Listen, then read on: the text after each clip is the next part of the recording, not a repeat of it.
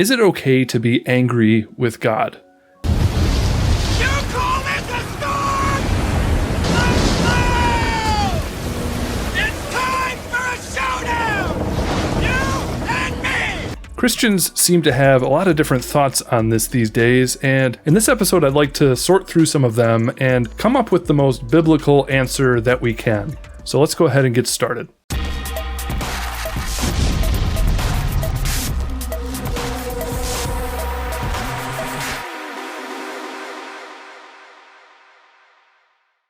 So if you're new to the channel, welcome to Grace Nerd. My name is Eric. Make sure that you leave a like and subscribe if you enjoy Christian content where we talk about theology and commentate on culture from a Christian worldview. And if you hit the notification bell, then you'll know when new uploads happen. Or if you're not watching on YouTube and you're listening in audio form on a popular podcast platform, then make sure that you follow over there. So when it comes to the question that Christians often ask, can we be angry with God? I find that there's a few different ways that I hear it answered. If you think about this from a very logical standpoint, I think that you can come up with a very logical answer. On the other hand, there's an answer that I find is growing in popularity. So we'll talk about both of these, but then I'd like to go and look at what I believe to be the biblical example. So when you come at this topic as a Christian from a purely logical perspective, and you bring into consideration all of the attributes of God that we traditionally embrace, I think that a very straightforward answer comes out. God is perfect, God is all-knowing, God is all-powerful,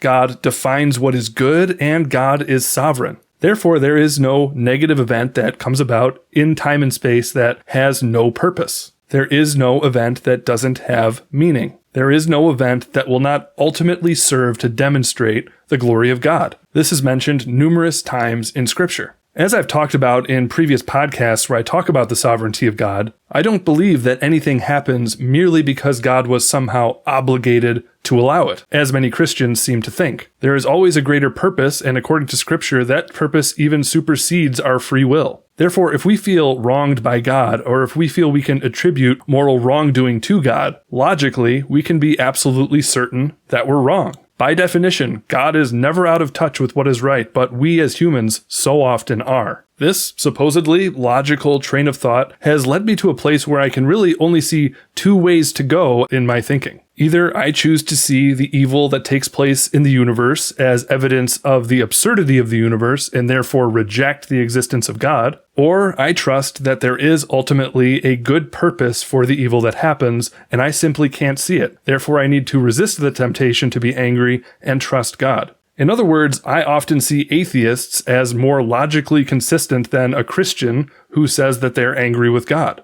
If God is there, then the problem is with our perspective. It's not a failure on the part of God. And so there you have it. There's the first reaction that we can talk about in regards to this question. And it's one that you'll hear many Christians put forward. But then there is another response we can talk about, and it's what you might say is the popular response among many Christians today, and it's what you often see in Christian psychology. It has become more and more normal to see popular Christian influencers talk about the importance of being able to vent to God. And this is often backed up by many biblical passages in the Psalms or in the book of Job, where you see the people of God expressing their grief to God and their feelings of being lost and abandoned by God. Often you'll hear these influencers basically say, "Don't worry, God can handle your grief. God can handle your venting. Don't worry, He's God." And in the back of my mind, I can't help but think, well, that's not quite the question, is it? The question isn't whether or not God can handle these things from us. He obviously can handle anything. He can handle seeing all the evil and murder that happens in the world in the sense that he's not traumatized by it, but that doesn't mean he's okay with it. That's the question. Is God okay with it when we say these things? Often when God handles something, that either means that he punishes it or forgives it, but it's still something that's wrong. So whether these influencers are right or wrong when it comes to these prescriptions to vent to God, it shouldn't be a question of whether or not God can handle it, but what is it that pleases God? So is there a place that we can land in between one of these two perspectives, or is one of them completely right or completely wrong? So as logical as the first response is that I laid out, and as much as I have often embraced it in different points of my life, I don't think it's trivial when people point out these different passages where the people of God do express incredible grief and even anger toward God in the Psalms and other places. We need to take these biblical passages and these biblical examples seriously. As I've thought about this issue over time, something I realized is that as you look at the Bible and as you look at these incredible outcries from the people of God of anger or disappointment or feelings of abandonment, you pretty much never see them express a temptation to deny the existence of God. The first thing they question really is his goodness, which ultimately stands over and against the supposed logical conclusion I mentioned before that it would seem to make far more sense to question God's existence before we questioned his goodness. However, when we look at these Psalms or these words from people like Job, do they vent in a way that is as seemingly blasphemous as many of these influencers talk about? Do biblical examples truly fit into this venting model, shall we say? I have had to think about this quite a bit. This really hits home for me a lot because I feel that I've seen the pastoral impact that these teachings can have in one direction or another. For instance, I've seen people say that they've been able to gravitate toward a more intimate and real relationship with God because they were given opportunity to vent and express their anger toward God more. But on the other hand, I've seen that anger can be addictive. I've seen this in myself and I've seen it in others. I once was in a relationship with a girl who had a lot of issues with bitterness. She had anger towards her father and her brothers and previous boyfriends. And so I would say she was incredibly ripe for these different teachings on venting to God. I remember she went to a conference that she told me about where she was encouraged to vent her feelings and be honest. And apparently the counselors who were there hung up a fake mannequin in a tree that she was able to beat with a stick until she felt she had sufficiently expressed her anger. In the midst of all that, I remember when I or other people would encourage her in the biblical teaching to forgive. And she would respond with something like, well, yes, I know, but it's a process.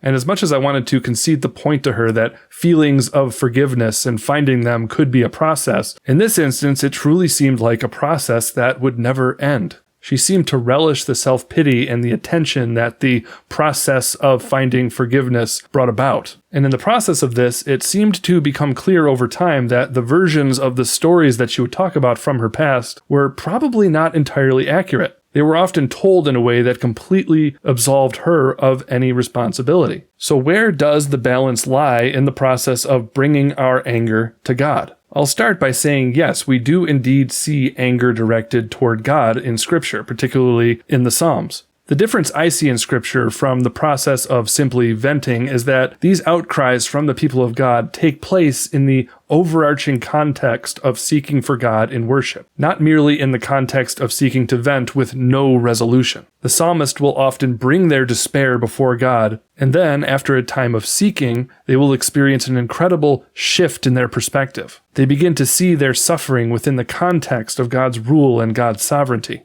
And then, often within that same psalm, they will return to a place of reverence and awe before God. Now, I have heard people respond to this observation and point things out like, do you think David, for example, in one of his most despairing psalms, came to this resolution in one day? Do you think he wrote this psalm in one day? Don't you think it took David a long time to process his thoughts and his feelings and then eventually come to that resolution? Honestly, I don't have any intention of refuting that point. I'm sure that's true. However, I often do fear that when these encouragements to quote-unquote vent are given, there really doesn't seem to be an overarching point or purpose to that encouragement. There is oftentimes no warning against the truly addictive nature that anger can have. And then, in the name of respecting the time it might take to find resolution, we begin to relish our anger over and above our hope that God would reveal something to us. So rather than give you a picture-perfect answer to all of these questions, let me just offer a few possible thoughts that you might apply in your life as you try to seek a way to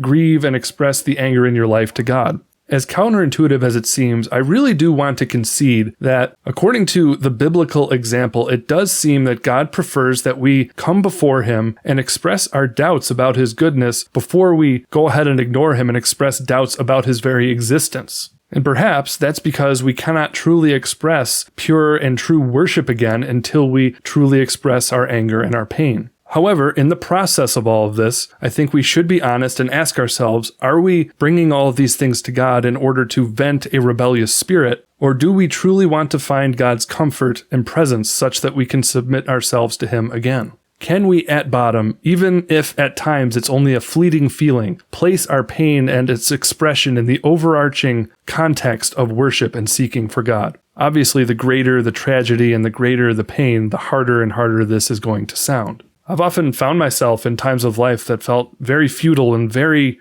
painful. And I think that the most balanced approach that I could muster was something like, God, I really don't see your provision here. God, I really don't see how this situation could possibly glorify you. God, I really don't see how in the end this could possibly be for my good. I don't see how this will sanctify me. I don't see your glory here. So please help me. But for now, I'm stuck. And oftentimes, no answer would come at the time. And so think about Job for a second, someone who suffered probably more than most of us ever will. Oftentimes we look to Job and we like to think that he's a perfect example of someone who went through suffering and never ended up having a bad attitude. And for the first portion of the book, the part that most of us hear about, this is kind of true. He resisted the temptation to lash out at God. He resisted the temptation that came from his wife. But if you simply read on and see him progress in this suffering, he actually eventually did say some shocking things. He eventually does break into what seem to be true denials of God's goodness, over and above simply questioning God's goodness. He really seems to say things like, look, God has wronged me. What's good about the book of Job is that we actually do get to see a direct response from God, although it does take till the end of the book to get there. If we were to merely stick with the super logical model of thinking this through that I mentioned at the beginning, you would think that God would simply come down and strike Job dead, because how dare you question the goodness of God? But I think this ultimately would have lined up with what the quote-unquote comforters were saying to Job throughout the book, something that God ultimately rebuked them for.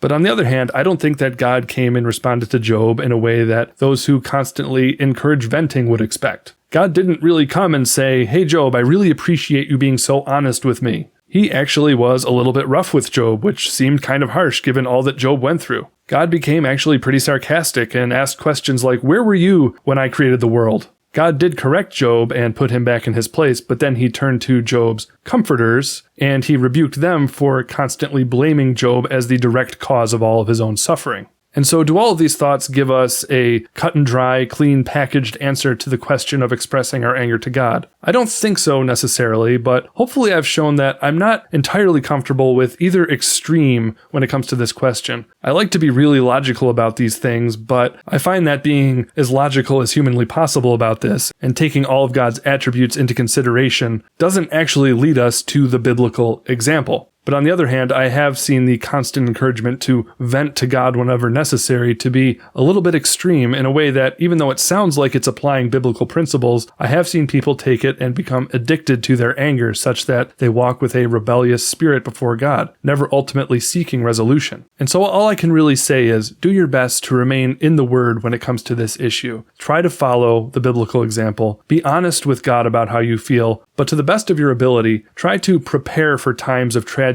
with good and sound biblical thinking. I've heard it said before that it's far more difficult to repair someone after a tragedy than it is to prepare them for tragedy with sound biblical teaching. A certain amount of incredible pain is inevitable in this life. And I believe there is such a thing as biblical grief that can be very ugly and very difficult to get through. And so yes, God does want you to be honest with Him and to express this to Him rather than to become apathetic towards Him. However, I don't ultimately think that our grief will ever cancel out the ultimate purpose of the universe, which is the glory of God. And so, to the best of your ability, when you experience pain and grief, try to place expressing it within the greater context of seeking to return to intimacy with God and to seeking His glory. So there you have my thoughts on this topic for now. I hope they were somewhat helpful. If you got something out of this episode and you're watching on YouTube, then make sure that you leave a like and again, subscribe if you're new to the channel. And if you hit that notification bell, then you'll know when new videos upload. Or if you're listening on your favorite podcast platform, then make sure that you follow.